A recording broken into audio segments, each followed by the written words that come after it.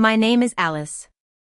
I'm sitting on the floor of my new apartment, surrounded by half-unpacked boxes and the smell of fresh paint. 3 weeks ago, my life was on a completely different track. I was engaged to a man named Ethan, and we had plans for a beautiful wedding next June at a beachfront resort.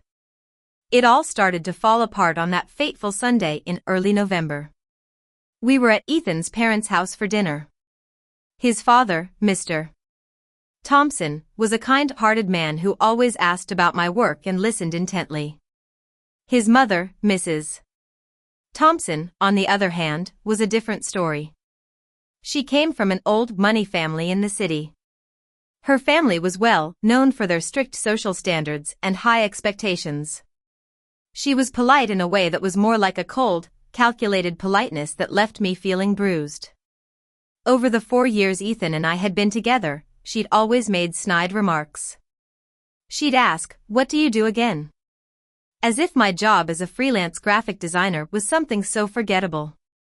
When I told her about my projects, she'd nod slowly, her lips pursed, and her eyes would drift away, as if I was talking about something unimportant. Ethan always brushed it off, saying, "She's just protective. She'll warm up eventually." But 4 years passed, and she never did. After we got engaged, her comments got even sharper. "Oh, still renting at your age? Well, love is nice, but stability is key. Not everyone needs to be so independent," she'd say. Ethan would just laugh awkwardly and change the subject. He never once stood up for me. I kept telling myself that love was more important than these little discomforts, that not every battle needed to be fought.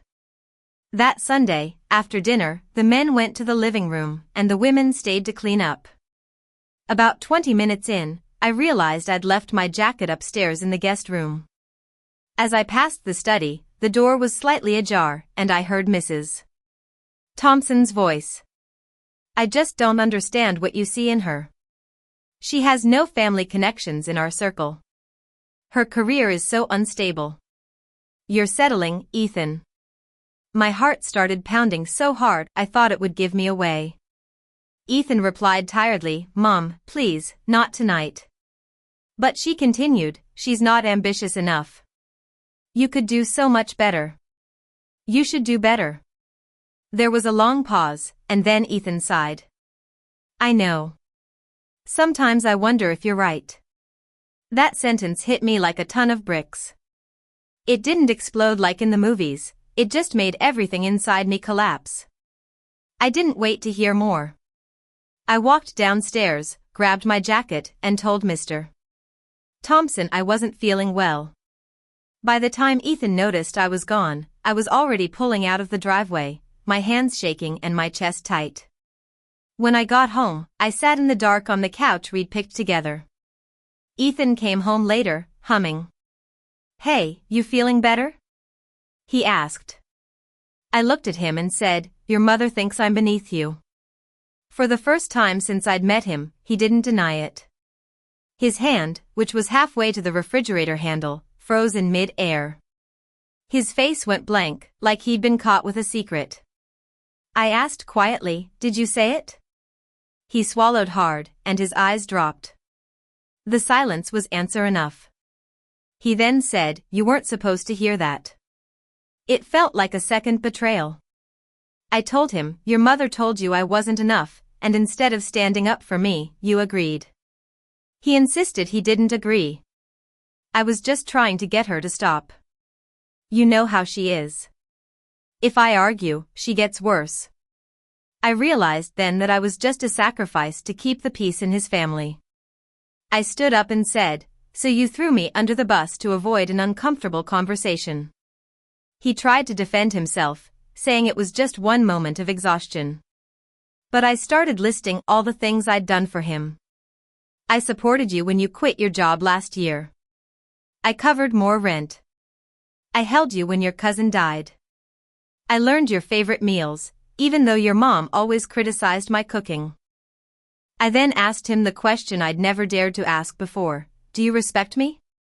He stared at me like he'd never thought of it. His answer, "Of course I respect you," didn't sound convincing. I asked him when the last time was that he'd defended me to his mother. He couldn't answer. I felt a strange calm come over me. I told him, it's simple.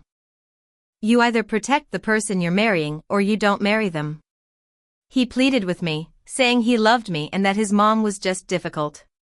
He proposed we go to counseling and that he'd set boundaries. I said, okay. Call your mother right now. Put her on speaker and tell her she's wrong about me. Tell her she doesn't get to disrespect me, and that you're proud to marry me. His smile faltered. He said he couldn't do it right then. I knew it was because he was choosing comfort over me. I decided to leave.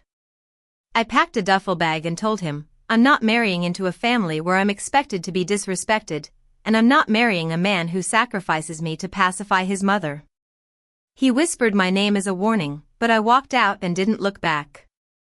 When I got to my friend Lily's apartment, I was surprisingly calm.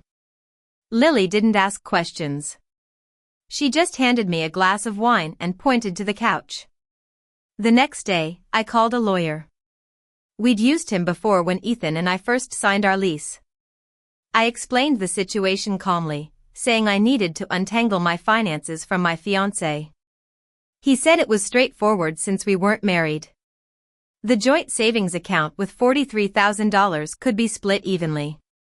The lease could be modified, and Ethan made enough to take it over. On Tuesday, I went to the bank where we'd opened the joint account 2 years ago. The teller had once congratulated us, calling us a smart couple. I sat across from a manager and said I wanted to withdraw my half and close the account.